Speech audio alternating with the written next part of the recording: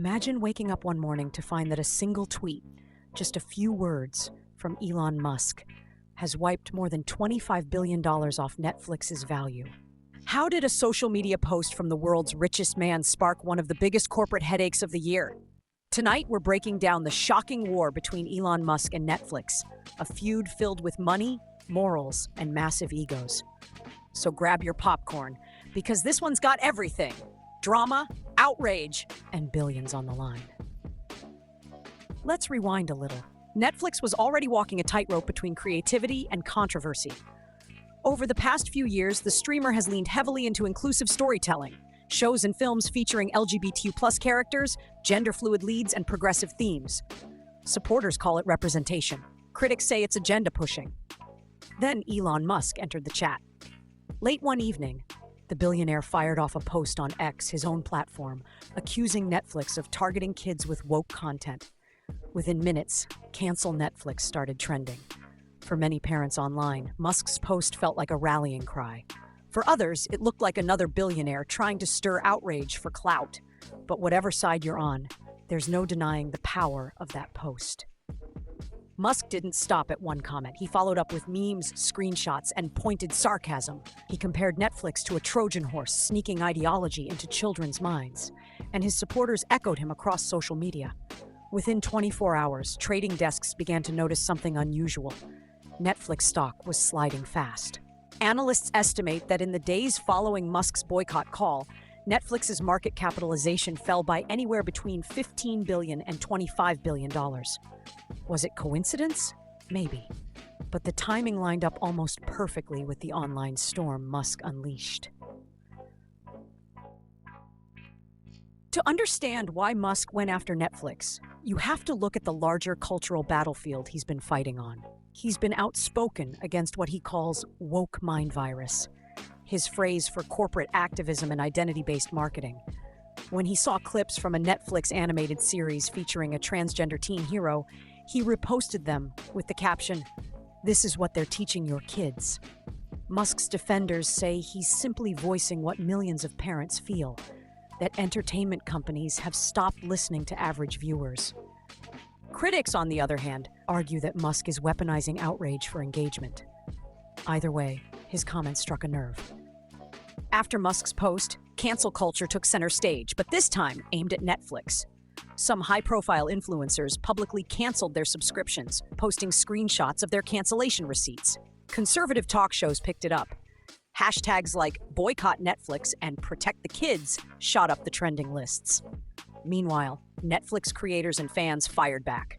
They pointed out that shows with LGBTQ+ characters aren't new and that parents can control what their children watch. Voice actors, writers, and producers defended the platform, saying diversity in storytelling exactly what art should do, reflect real life. The result? A full-blown cultural tug-of-war played out in real time. Now, let's talk numbers. The financial hit wasn't small.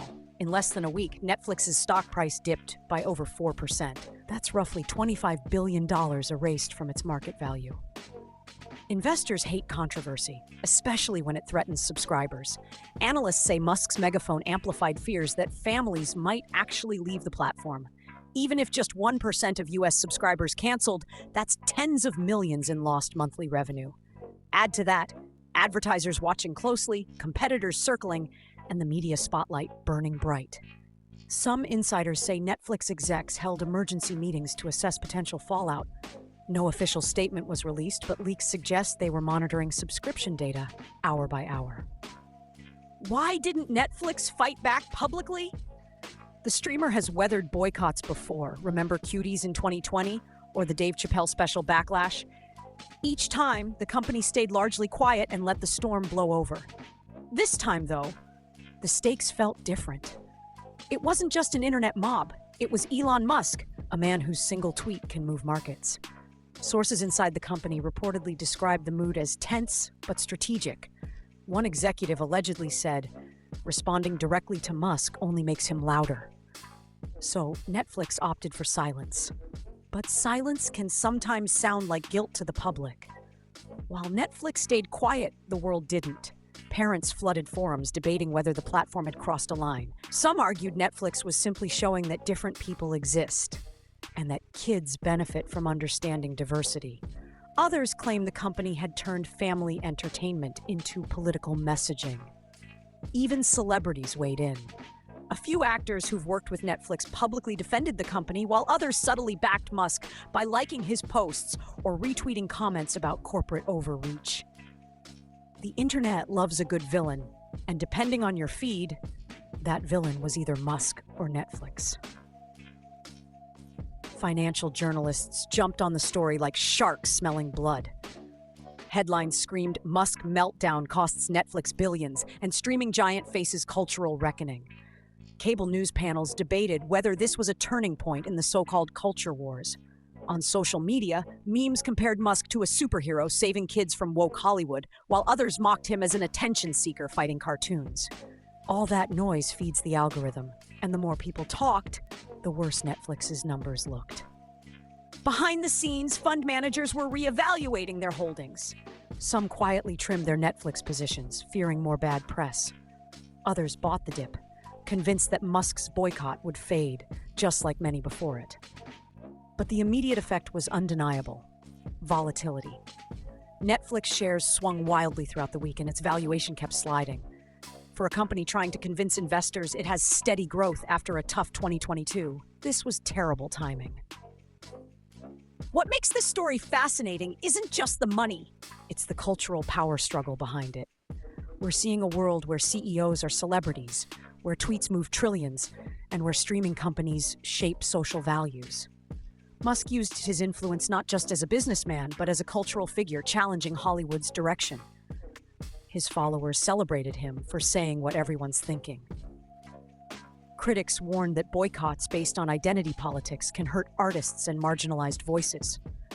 Either way, the clash between Musk's tech empire and Netflix's entertainment empire became a symbol of a deeper divide. What stories should our kids grow up watching? Across YouTube and TikTok, creators rushed to cover the drama. Reaction videos dissected Musk's tweets, while entertainment gossip channels, just like this one, explored whether Netflix had finally gone too far. Polls online showed mixed opinions. About 40% agreed with Musk that companies should stay out of politics. Another 40% said representation isn't political at all. The remaining 20%? They just wanted to binge their favorite shows without the drama. As the boycott hashtag gained traction, commentators started revisiting older Netflix titles, looking for patterns. Shows like Dead End, Paranormal Park, and She-Ra and the Princesses of Power became talking points. Supporters highlighted the importance of kids seeing diverse characters. Detractors accused the company of prioritizing activism over storytelling. Every clip, every screenshot became ammunition in the culture war. And once again, Netflix found itself trying to defend creativity in a world that increasingly demands neutrality. Let's pause on that $25 billion figure. Market value isn't cash in a vault, it's investor confidence.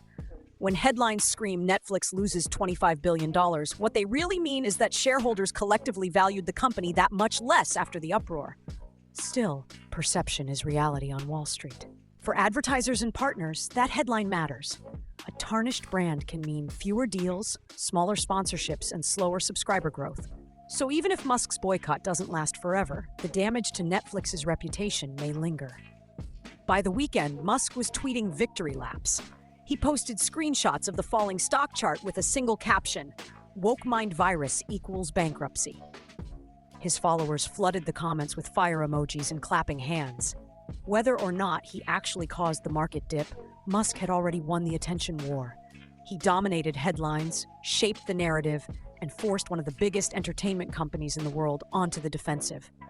For a man who thrives on disruption, that's mission accomplished. Meanwhile, inside Netflix, real people were caught in the crossfire.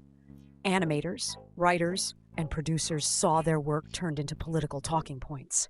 Some felt attacked, others frustrated that leadership wasn't defending them more vocally. Employees posted cautiously on social media, trying to support one another without fanning the flames. It was a reminder that behind every corporate controversy are thousands of ordinary workers just trying to make art and keep their jobs. Analysts say Netflix has two options. One, stay silent and wait for the storm to pass, the usual strategy. Two, address the criticism head-on, clarifying its content policies and parental controls. So far, the company seems to be choosing silence. But even silence costs money when investors want reassurance. Some business insiders suspect Musk's campaign isn't just about content. He's been expanding X into an all-in-one media platform. Videos, news, even original shows. By undermining Netflix, he positions X as the alternative space for creators who feel alienated by Hollywood. In other words, every viral feud also serves his business interests. And he knows exactly how to turn controversy into traffic. The shockwaves didn't stop with Netflix. Other streamers quietly reviewed their marketing strategies. Disney+, Hulu, and even Amazon Prime saw spikes in online debates about what kind of stories they promote. Investors began asking uncomfortable questions about whether entertainment companies should tone down politically charged content. Once again, Musk had set the agenda for an entire industry. The phrase, "go woke, go broke," started trending again. It's catchy, it rhymes, and it fits into the narrative Musk's supporters love. Even though the real economics are more complex, slogans like that stick. And for Netflix, perception equals brand value. If audiences start associating the platform with controversy instead of comfort, subscription growth can stall. And that's bad news for shareholders. So where does all this leave us? Elon Musk fired a digital cannon. Netflix lost billions in value. The internet divided once again into camps, shouting past each other. If you've enjoyed this deep dive into one of Hollywood's biggest showdowns, hit that like button. Drop your thoughts in the comments. Whose side are you on, Elon or Netflix? And don't forget to subscribe, because the next chapter of this drama is even wilder.